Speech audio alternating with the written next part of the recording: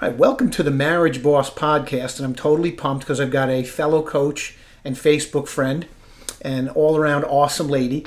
Leslie Ziemba is a law of attraction practitioner and love and lifestyle coach. She's also the author of Fearless Love, Growing Through Divorce, Dating, and Divine Purpose to Heal, Thrive, and Attract the Love You Desire. She writes and teaches on the topics of love, relationships, divorce, healing, and divine purpose. Leslie's passion is helping men and women to overcome challenges related to dating in midlife and guiding them to having a thriving life and love. Her personal story, work, and book reflect pure vulnerability, authenticity, and the big sister real talk we often need to help us get out of our own way. Leslie's based out of Charleston, South Carolina, and works with clients all over the country. When she's not coaching clients or writing, she's practicing meditation, enjoying the beach, time with her 2 grown children and grandson, as well as her French Bulldog, Pookie. Leslie, welcome to the Marriage Boss podcast. Thank you so much, Rick. I'm so excited to be here. And I'm excited to have you. We've been friends a long time and been supporting each other online, and I just love what you're doing. And when I saw the book was launching, I was like, all right, I got to get Leslie on the show, so totally psyched to have you here today. Thank you. I'm excited to be here. Good. And we decided to title this episode, Attracting the Love That's Right for You. I know that when people look at the book, they're going to see your journey a little bit, which was, kind of up and down like a lot of us. Mm-hmm. And certainly now you've decided to not only coach what you've learned, but live it also. So that's super exciting. Mm-hmm. Thank you. You're welcome. So one of the things I wanted to ask you right away is, how do we stop the voices that say, I'm not good enough? That's a good question. I do hear it a lot, both with people that I know and myself. I've been through it. But one of the things that I always tell my clients or anybody that asks me is to really examine why and where those thoughts are coming from. So, kind of like understanding your pathology. Pathology being like your family system, your family history. One of my favorite quotes is from Elanya Van Zandt. Mm-hmm. And she says, people do what they do based on who they are with the information they have at the time. Wow. People do what they do based on who they are with the information they have at the time. So, my parents, I don't know about you, I don't know about everybody that's watching your show, but a lot of us come from what some might call dysfunctional families. Mm-hmm. I like to call them unhealthy families. Yep. But we all have that pathology. And, if your parents didn't love you in a healthy way, it brings up a lot of those self-sabotaging things like, I'm not good enough. Nobody loves me. I didn't come from a very good background, and I know that I had to figure out my parents' pathology. Like, what were their parents like? What did they go through? For people that are our age, 40s, 50s, 60s, I'm sure your parents went, the Depression, went through war, and there probably wasn't as much love. So it's really, I think, taking a look at that and learning how to forgive all those generations, not just your parents' generation, but your grandparents' generation, their parents' generation, learning how to forgive them and heal those wounds. And I believe just healing that is a huge catalyst for that, to stop that self-sabotaging kind of talk that we often do. 2 things come to mind when I hear you talking about this. One is that, yes, we do have a story, and we definitely have to examine that. And certainly now as parents and grandparents, it's a gift for us to be aware of that, because then we can parent differently. Mm-hmm. Because we know that these kids are going to basically do exactly what we do ourselves, not what we tell them to do. Oh yeah. And then the other thing is that I always keep coming across this concept of, there are 2 tapes playing in our heads a lot of the time. Mm-hmm. One is, I'm not good enough, and one is, who the hell do you think you are? Once you make it, let's just say you and I are now becoming more known out in the social media community and having an audience. A lot of times people, see us have some kind of success or engagement or reach, and then they say, oh, who the hell do you think you are? Oh, yeah, Rick Gabrielly now. Yeah, the guy from Valhalla. oh, so now you got an audience and whatever, or you got a show, or you got a podcast. Oh, good for you. Who the hell do you think you are?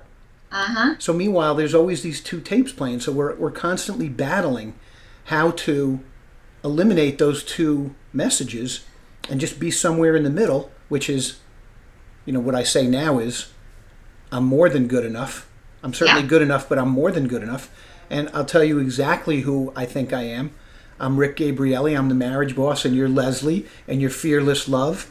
And so, we have to do the same work that we're teaching and that we're asking our people to do. Right. So absolutely. And with those two things, the first thing being, I had my children very young. I was 19 when I had my daughter, and again, I didn't have the greatest upbringing, so I made a lot of mistakes as a teenager. But I'm now my daughter is pregnant herself, and she's having a baby in 2 months. So in 2 months I'll be a grandmother.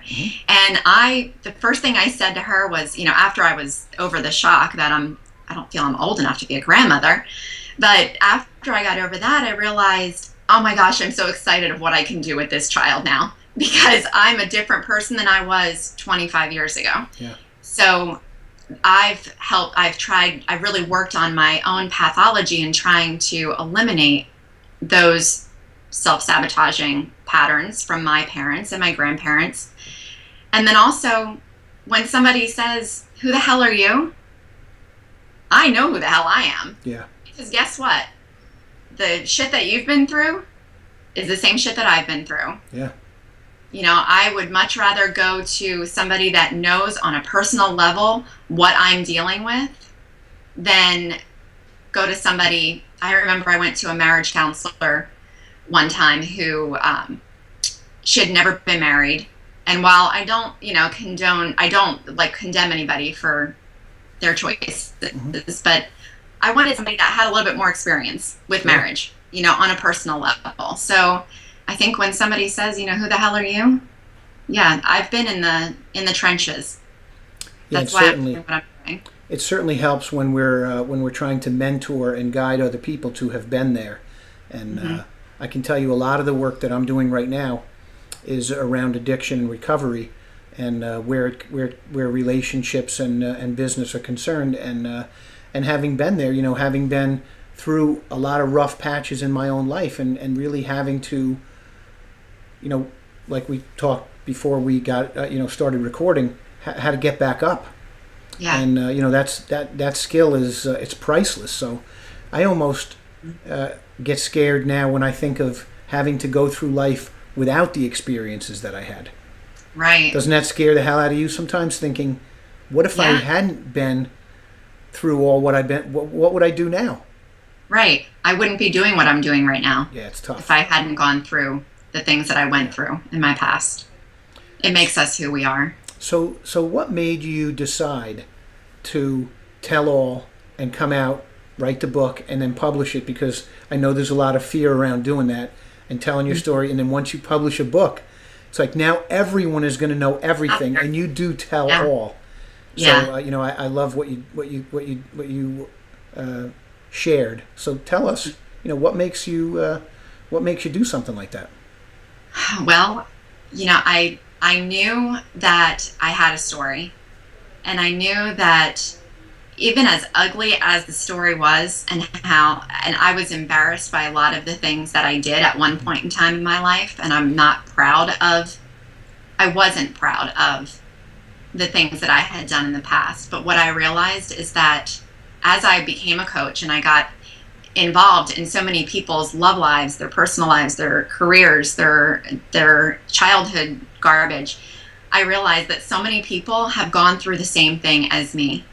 And it was a thing that it was hard coming out and saying all these things.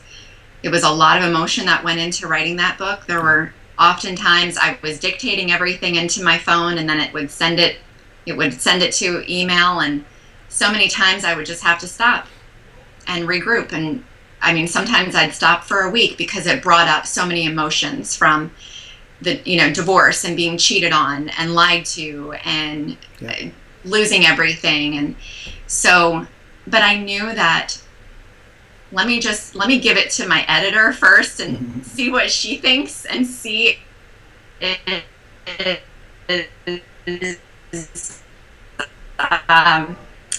disgusted by my story. And she came back and said, oh my God, I feel like we have been living the same life. Wow. And I've gotten that so many times in the week that the book has been out. It's been out a week now. Yeah. I've gotten so many times, like, I feel like I was right there with you walking through this. I've been there. You know, it's a beautiful thing when you finally decide that you're going to come out with something, and all that fear and all that apprehension turns into validation. We're all alike.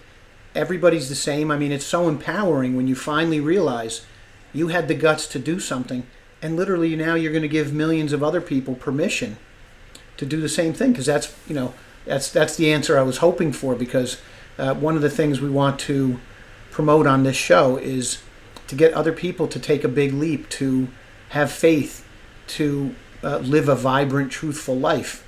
And we have to give permission. We have to say, listen, whoever you are, whatever happened to you, whatever you did, whether you're going to take responsibility for it or not, or, it's just stuff that happened.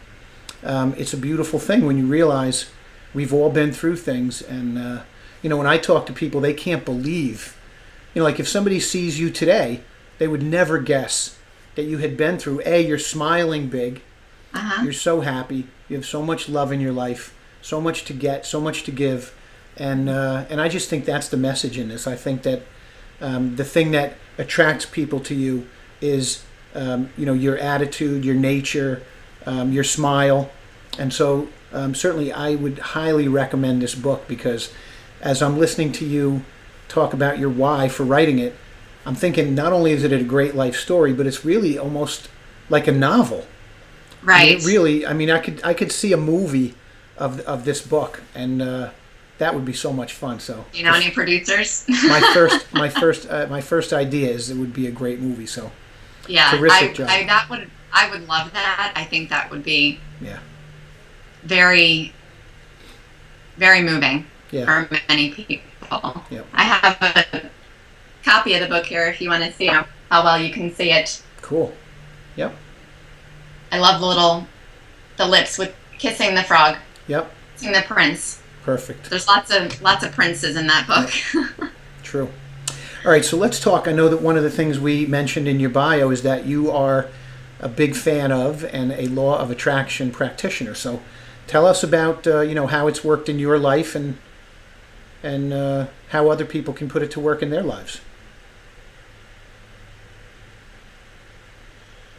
Well, the law of attraction, I don't know if many people know what the law of attraction is in your community, but I always try to explain to people it's like attracts like. It's like two magnets. Mm-hmm. What you think about comes about. So with the law of attraction, if you say, I come across people all the time that say, oh, there's no good men left, or all men are players. All day long. Yeah, constantly. Or women are just gold diggers. They're after me just for my money. They don't talk to me online unless my online profile says I make over $100,000 a year. Mm-hmm. So I always tell people, every time you say that, you're imprinting that on your subconscious mind. Every time you say something negative, I don't want to date anybody that smokes. I don't want to date anybody with young kids. Every time you say that, you're imprinting it. Wow. And that's exactly what you are going to attract to you every single time. So, and when I first found out about the law of attraction stuff, I'm like, whatever. I didn't really believe it that much. Yep. But the first thing when I discovered it, one of the things that I did was I started writing affirmations. Mm-hmm. And I'll never forget the very first affirmation that I put on my bathroom mirror was, I let go of the past and choose to accept every situation as being for me and not against me. Wow. And so, it really started with the affirmations, and that affirmation is still on my bathroom mirror. It's moved through like 3 different houses, but it's still on my bathroom mirror. And, the law of attraction basically is what you think about comes about. So when you want something in your life, think about the positive stuff. I always tell all of my clients to get a journal. Yep. And we write some affirmations down. Either they keep them in their journal or they put them on their bathroom mirror, and I have them say those affirmations to themselves every morning, looking in the mirror, even if they don't believe them. Because eventually, as you keep on doing it, like I'm sure you know, and maybe many of your audience knows, that any habit takes 3 weeks to build or 3 weeks to break. So stick with it every single morning. Say the affirmations. I also have them in their journal write a thankfulness list, things that they're thankful for. Mm-hmm. So, instead of constantly whining about the things that we don't have or the things that we don't want, like I don't want a man, or I don't want somebody that smokes, instead say something like, I appreciate the people that I meet that have a healthy lifestyle. Yeah. I'm thankful for the opportunity to get out and meet people. I'm thankful for the great friends in my life. Just, making a huge list of things that you're thankful for every single day. And, when you're using that, the positive stuff, when you're focusing on that every day, it's going to definitely turn things around for you and attract the things that you want to you. The same thing, I wasn't always smiling like this all the time, but when I go out, I smile so much more now, and I attract the right types of people to me. I had a friend of mine once, we were out I was actually in another city. I was visiting her in another city, and we were out at a bar, and a guy came up to me, very good looking guy, and he asked me for my number, and I ended up giving him my card, but I'm like, I don't live here. I'm leaving in 2 days. So whatever. So anyway, we kept in contact, and he called me to ask me if he could drive me to the airport when I was leaving. And she said to me, why would he do that? I said, why wouldn't he do that? Yeah. I'm an awesome person. Yeah. Why wouldn't he go out of his way to want to spend even a half an hour with me? Yeah. I attract those kind of people to me. But when you have the attitude of there's no good men out there, all women are gold diggers, that's exactly what you're going to get. Yeah, or it's unsafe, he's going to be a creep, something bad's going to happen, I'm afraid. Fearless love. Yeah. You got to be fearless. Yep. I mean, you take certain precautions, but you always have to go with your heart. What does your heart tell you? What does your gut tell you? If you have a gut feeling of, I don't know, I don't trust this guy, is that your intuition telling you the truth, or is it your old patterns coming up, your old junk coming up? Well, I know that as you're talking about the law of attraction stuff and you're talking about our thoughts, I'm realizing that in my own life, having more gratitude has helped me to be a more giving person too. So what has happened with thankfulness and gratitude and practicing that, it's kind of opened me up. So there's been an unfolding, and I'm sure it's been shedding of the old story and the layers. Because I always talk about, my dad died in 1981, and he was like a kill or be killed type of person. So he was so not trusting of anybody. So if he were to be here now with me, or if he were now to be here physically with me, he would be telling me, you can't give, time and energy and ideas and money and whatever you give to people. You can't do it. You're never going to be rewarded. Nice guys finish last, all that stuff. Right. And when I was hearing these things growing up, it never sat right with me. I always wanted to give and trust other people, and I've found in my life, when I've done that, I've gotten only good things back. I mean, I can't even remember when I didn't get more from giving than I gave. So it's just my way of life. I'm an unconditional love type of guy, as you know. I'm sorry. No, go ahead. I had a business coach say to me, why are you giving away so much on your website? And, I really had to stop and think. And I'm like, why wouldn't I? I'll give away what I can, but in order to get to the real core stuff, I have to work with somebody one-on-one. But I'll give you as much information as I can. Yeah. And I hope that it benefits you and you see something that you can use. But then if you need to go deeper, let's talk and we'll do some one-on-one work. Yeah. I mean, I think that we've all tried it both ways too. when you first get into business, you make something or you design a coaching program and you say, I hope that somebody buys this, but then you realize you have to give value Yes. to get people to be interested and to check in and to call you or email you. And I just keep adding to that every day. I've certainly proven at this point that the more epic, valuable content we can put out into the world, the more attractive we're going to be as mentors and coaches and guides. And plus, I'm learning a lot. Every time I interview somebody, I learn more about how to, direct my own path. So, I'm as happy to have you on here as you are to be on here. So, Right. it's that kind of thing. Wonderful. So tell us about, how we use this information to attract love into our lives. Because a lot of the people, my audience is about 60% women, 40% men. Okay. A lot of them are in like the 35 to 55-year-old range. Right. And a lot of them are looking for love right now. Not only a person to love and to love them back, but also, still to try to find self-love or just have more love and experience more love in their lives. So tell us how to do that, Leslie. So, again, like we were talking about in the beginning, figuring out your self-sabotaging beliefs, working through that stuff, but thinking about the self-love, how many people put themselves first? If they're out there looking for love, are they giving more than they're receiving? We're just talking about the giving and receiving. You always receive when you give, but are you giving with expectations of getting something in return? And I think a lot of people that are really not experiencing enough self-love are really giving too much and putting too much out there.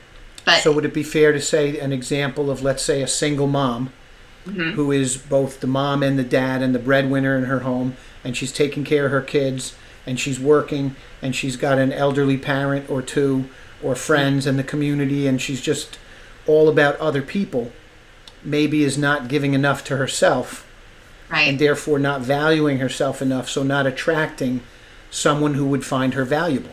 Exactly, not attracting somebody that's going to value her. Yeah. So it's a matter of making yourself a priority. I was just talking to a client last night, and one of the things that we were talking about is he is giving and giving and giving so much to his job and his clients and everybody around him, and he's completely drained.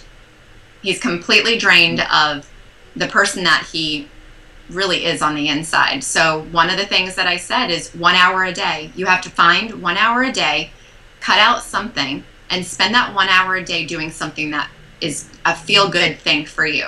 Whatever it is that makes you feel good, whether it's going to the gym, going for a walk out in nature, taking a bubble bath, listening to some music, dancing around your house, playing with your dog, whatever makes you feel good. So taking that time for that self-love. If you're not doing that, nobody is going to give it to you. You know what I'm thinking as you're saying that? I'm listening to all these activities and I'm thinking of people who would basically take any one of those things you mentioned and spend 5 minutes doing it and totally freak out. Yes. Yeah. Trying to give yourself an hour when you are not used to any kind of self-care. It's like a week just sitting and looking at the wall. And so I think that what I'll add to this is that if you are listening and you are one of these people who never gives yourself any time or any self-care, like you said, make a habit of it. So start with 5 minutes, start with 10 minutes. Make if it's going to be a walk or a bubble bath, make it 10 minutes and get that quick fix at first to start building the habit. Right. Because if they just try to do 1 hour, they're never going to stick with it. It's going to be like weight loss and any of the other things. So I would say you're gonna eventually get to the point where you're going to want to care for yourself 100% of the time, which is what we're hoping the goal is. But I love all your ideas, and certainly they can connect with you to try to get advice and guidance on how to make this a lifestyle.